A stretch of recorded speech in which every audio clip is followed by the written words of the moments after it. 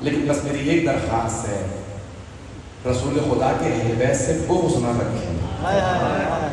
اے مسلمانوں، ان سے بغض نہ رکھنا، ان کا بغض جہنم میں لے جاتا ہے۔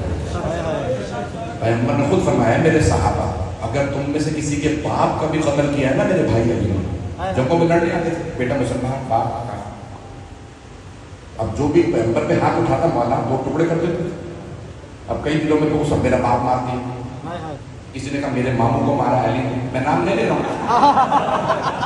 ایک صاحب نے تو اس حد تک کہا میرا باپ بچ گیا، بھائی ماموں نانا سارے رشتے خراب چلے، سارے علی نے مار دیے۔ پیغمبر نے کہا اے میرے صحابہ، علی کا بغض نہ رکھنا، اگر تم میں سے کسی کے باپ یا بھائی کو بھی میرے بھائی علی نے مارا نا تو بغض نہ رکھنا، اگر تم میں سے بھی کسی کی ناک پہ علی نے تلوار ماری ہو تو بغض نہ رکھنا، علی کا بغض جہنم میں لے جاتا ہے۔ اتنا کچھ کہا پیغمبر نے۔ چوتھے باب فرماتے ہیں اور پانچویں باب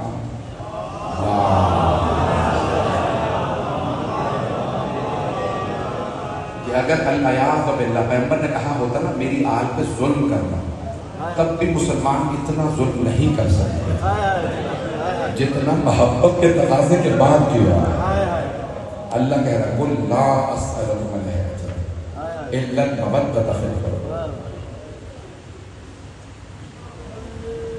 یقین مانے میری حالت اس وقت پورا مسائل پڑھنے کی نہیں ہے، لیکن میں جو چند جملے پڑھوں گا میری درخواست سے میرے ساتھ رہیے، لائٹیں رہنے دیجیے گا، بس میں زیادہ زحمت نہیں لوں گا۔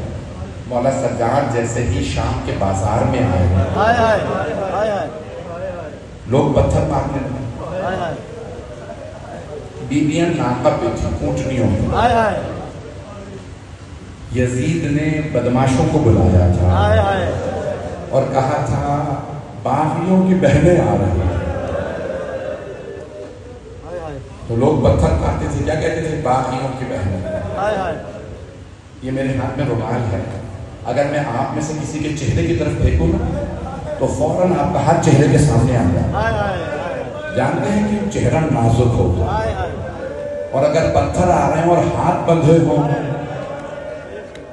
یہ نبی کی نوازی ہیں۔ یہ بس دو روایات پڑھوں گا، میں یقین مانے جتنا مختصر کر سکتا ہوں کر رہا ہوں، بلکہ شاید سوچ رہا ہوں کہ ایک ہی روایت پڑھوں،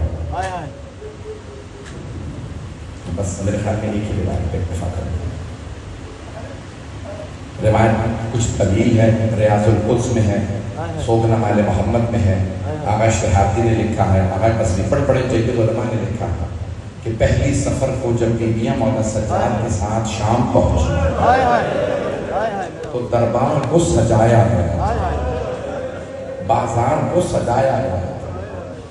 جناب زینب نے پوچھا بیٹا سجاد یہ بازاروں کو سجا کیوں رہے ہیں؟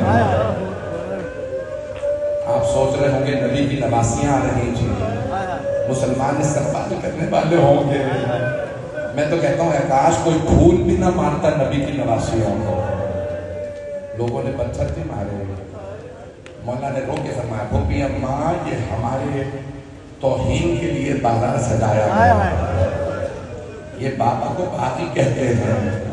بس بھائی یزید کی جو بیوی تھی نام تھا ہند، وہ مؤمنہ تھی، جیسے فرعون کی بیوی حضرت آسیہ مؤمنہ تھی۔ کسی نے اس سے کہا ہند تیرے شوہر کو باغیوں پہ فتح ہوئی، ہند نے پوچھا باغی کون تھے؟ کا پتہ نہیں، کربلا میں مارے۔ ہند مؤمنہ تھی، ہر شب جمعہ مولا حسین کی سلامتی کی نظر دلاتی تھی۔ جب اسے پتہ چلا باغی ہیں، کبھی میں دیکھنا چاہتی ہوں باغی کہاں، باغی تو مارے گئے، ان کی بہنیں اور بیٹیاں لائی جا رہی ہیں۔ ہند نے کہا میں دیکھنا چاہتی ہوں باغیوں کی بہنیں بیٹیاں ہیں کیسے، میرے لیے نیا برقع سلوا دو، اس کا نقاب باریک رکھنا تاکہ میں انہیں دیکھ سکوں۔ اس نے نیا برقع سلوایا، پھر ایک مرتبہ کہا میرے لیے تخت لگا دو، میں زمین پہ کھڑی نہیں ہونا چاہتا کیونکہ یزید کا دربار میرے لائق نہیں ہے۔ میں نے تو کہہ بھی دیا ہند لائق نہیں ہے، علی کی بیٹی ہے لائق ہے۔ ہند نے کہا میرے لیے تخت لگا دو، جیسے ہی تخت لگا دیا، ہند کھڑی تھی. اگر آپ شام، میں نے کئی مرتبہ 10 سے زیادہ مرتبہ سواری کی ہے شام کی، جب آپ جائیں گے نا تو جہاں یزید بیٹھا تھا اور تشت میں مولا حسین کا سر تھا، بیویاں دوسری طرف جہاں بازار وہاں سے داخل ہوئی. روایت کے الفاظ میں نے خود چل کے دیکھا ہے کہ جہاں بازار ختم ہوتا ہے اور دربار شروع ہوتا ہے 40 قدم کا فاصلہ. 3 اذانیں گزر گئی، علی کی بیٹی کھڑی رہی. جیسے ہی بی بی دربار میں داخل ہوئی، بی بی کی نظر پڑی ہند پہ. بی بی نے دور سے دیکھتے پہچان لیا آواز ام کلثوم. پہچانا سامنے کون ہے؟ جناب ام کلثوم نے فرمایا بی بی جب سے عباس کی شہادت ہو گئی میری دور کی بینائی کمزور ہو گئی، مجھے دور کی چیزیں نظر نہیں آتی. جناب زینب نے فرمایا ام کلثوم غور سے دیکھو، سامنے ہند کھڑی ہے. جناب ام کلثوم نے پوچھا بی بی کون سی ہند؟ وہ جسے ہم نے پردہ سکھایا تھا. بی بی نے فرمایا ہاں وہی جسے ہم نے پردہ سکھایا. دونوں بہنیں رونے لگی. کہا جسے ہم نے پردہ سکھایا تھا وہ پردے میں ہے اور ہماری چادریں چھین دی گئی. اب دونوں بیویاں سر جھکا کے گزر رہی ہیں. جیسے ہی ہند کے تخت کے سامنے سے گزری، ہند نے آواز دی، جناب زینب کو روک دی. من ای بلاد انتم، آپ لوگ کون سے شہر کے رہنے والے ہیں؟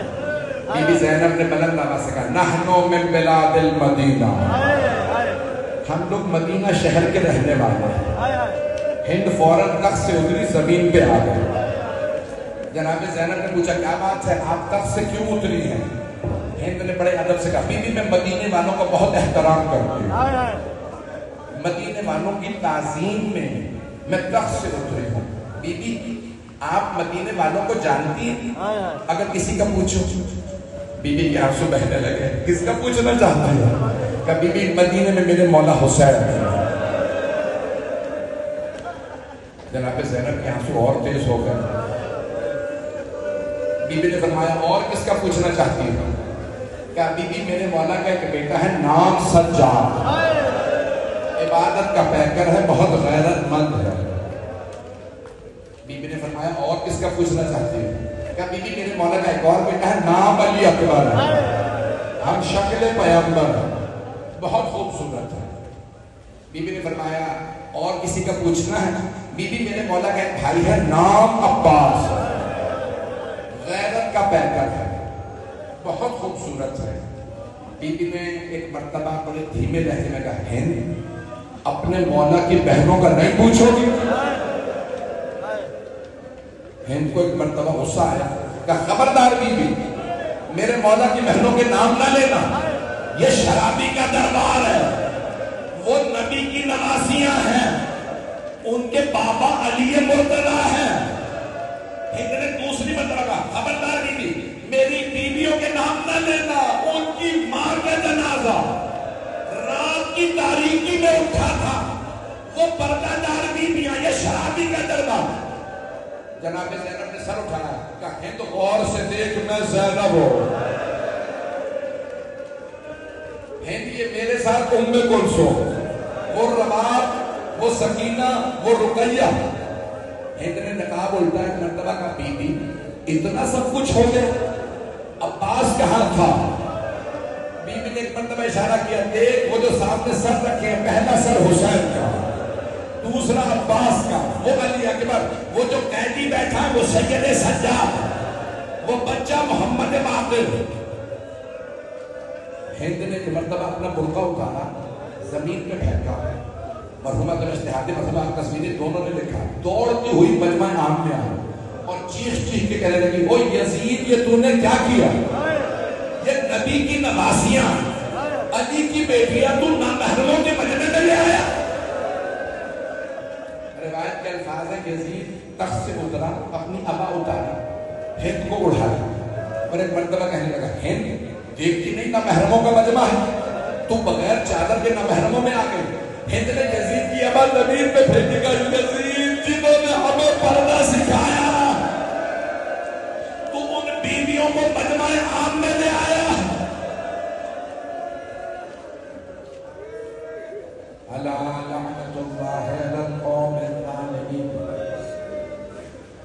سَيَعْلَمُ الَّذِينَ ظَلَمُوا أَيَّ مُنْقَلَبٍ يَنْقَلِبُونَ پروردگار حاضرین کی حاجات قبول فرما، دنیا سے ظلم کا خاتمہ فرما، دہشت گردی کا خاتمہ فرما، ایران کو فتح نصرت نصیب فرما، ایران عراق شام کے لوگوں کی حفاظت فرما،